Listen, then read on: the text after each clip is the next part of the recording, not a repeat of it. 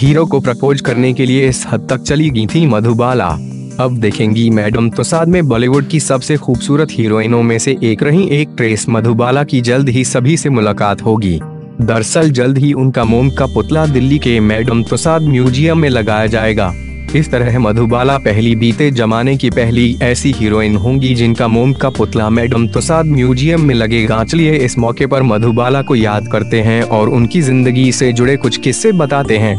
पहला किस्सा तब का है जब वो एक्टर प्रेम नाथ के साथ एक फिल्म में काम कर रही थी। हिंदी सिनेमा की सबसे खूबसूरत मानी जाने वाली हीरोइन मधुबाला के बारे में ये किस्सा काफी मशहूर था कि वो अपनी हर फिल्म के डायरेक्टर और हीरो को प्रपोज कर देती थीं।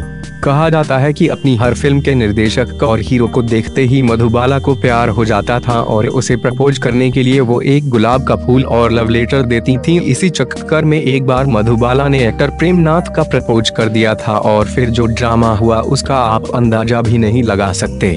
बात 1951 की है। मधुबाला और प्रेम नाथ फिल्म बादल में साथ काम कर रहे थे।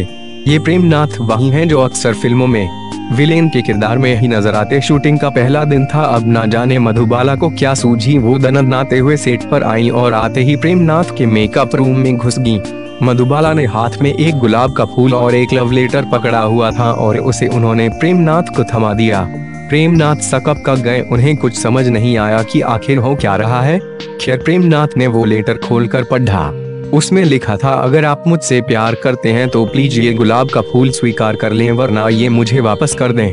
लेटर पढ़ते ही प्रेम नाथ के होश उड़ गए। उन्हें यकीन ही नहीं हुआ कि दुनिया की सबसे खूबसूरत महिला उन्हें प्रपोज कर रही है। बस फिर क्या था, प्रेम नाथ ने भी बिना देरी किए मधुबाला के ऑफर को स्वीकार कर लिया और कहा, हाँ मुझे कबूल है, मुझे कबूल है। इतना कहकर प्रेम नाथ ने वो गुलाब का फूल अपने कोट में लगा लिया। यहीं से प्रेम नाथ और मधुबाला का अफेयर शुरू हो गया। लेकिन ना जाने क्या हुआ कि मधुबाला ने खुद को प्रेम नाथ से दूर करना शुरू कर दिया और धीरे धीरे उनसे अपना रिश्ता पूरी तरह खत्म कर लिया। दूसरा किस्सा है फिल्म मुगल-ए-आजम का। उन दिनों निर्देशक के आसिफ फिल्म मुगल-ए-आजम बना रहे थे। इस फिल्म में दिलीप कुमार और मधुबाला लीड रोल में थे। फिल्म का एक सीन था जिसमें दिलीप कुमार को मधुबाला को जोर से थप्पड़ मारना था। निर्देशक के आसिफ ने ये सीन मधुबाला और दिलीप कुमार दोनों को अच्छे से समझा दिया था, लेकिन दिलीप इस सीन के लिए तैयार नहीं थे। मधुबाला और दिलीप कुमार का उन दिनों ब्रेकअप हुआ था। दोनों के बीच बातचीत तक बंद थी, लेकिन फिल्म के चलते दोनों साथ में शूट कर रहे थे। सब कुछ आराम से हो रहा था, लेकिन निर्देशक की इस एक डिमांड ने दिलीप कुमार के होश उड़ा दिए थे। जिस लड़की से दिलीप कुमार बेइंतहा मोहब्बत करते थे, भला उसे वो थप्पड़ कैसे मार सकते थे, वो भी इतना जोर से कि उसकी गूंज तक सुनाई दे। खुद मधुबाला के दिल में भी इस बात को लेकर खूब उथल पुथल चल रही थी। मन ही वो डरी हुई थी कि कहीं दिलीप कुमार अपना गुस्सा निकालने के चक्कर में जोर से थप्पड़ तो नहीं मार देंगे।